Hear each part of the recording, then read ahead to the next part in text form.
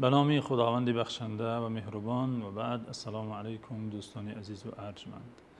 در حکمت آمده زبان در دهان پاسبانی سر است. بله، زبان پاسبانی سر، پاسبانی آبروی شخص و پاسبانی جان او از عذاب آخرت است. این عضوی در حجم کوچک، در وزن بسا سبک، اما در اهمیت بسا بزرگ می تواند باعث گردد انسان به درجه های بلند آخرت دست یابد، در نزد خلق و در نزد آفریدگار گرامی گردد، یا می تواند انسان را به درجه های خیلی پست در مذلت و خواری برده رساند. زبان پاکیزه و گفتار نیک دلیل پاکی قلب است و زبان آلوده دلیل سیاهی و تاریکی قلب است. شخصی که زبانش با دشنام و بدگویی ها عادت کرده، حتی ملائک از او فرار می کنند، کنار می روند.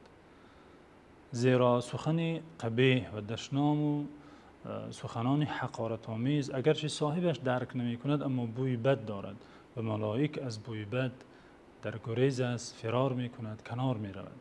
از این همه بدتر شخصی که زبان بد دارد و در زبانش دشنام و حقارت روان است، خداوند چنین بنده را بد می بیند. خدا را پناه. یعنی از این زینه پستری در مذلت و خواری نیست که انسان در این زینه قرار گیرد که خداوندش او را بد ببیند. این هشدار در حدیث صحیح آمده. فرستاده خدا درود و پیام خداوند بر ایشان باد، در حدیثی که امام ترمذی و امام ابو داود و امام بخاری در ادب المفرد روایت کردند که ایشان فرمودند: ان الله یبغض الفاحش البذیء. خداوند عزوجل همانا، با ذکر تأکید، همانا بیگمان خداوند بنده را که زبانی بی حیا دارد و دشنام میگوید، حقارت میکند، بد میبیند.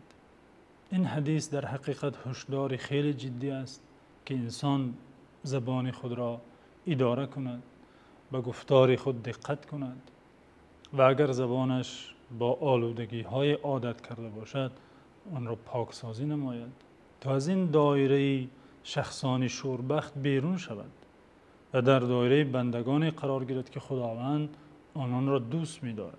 تا آنگاه که زبانی فحشا دارد، دشنام می گوید، حقارت می کند، نمی تواند از بندگان محبوب خدا باشد. تنها در آن صورت می تواند از این بندگان خوشبخت قرار گیرد که توبه کند، زبانش را پاکسازی نماید.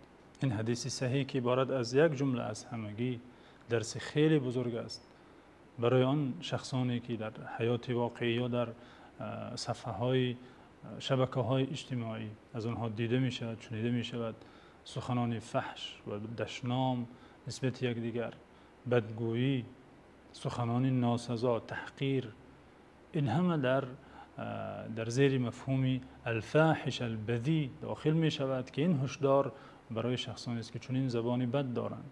می باید پاکسازی نمایند، می باید زبان خود را اصلاح نمایند.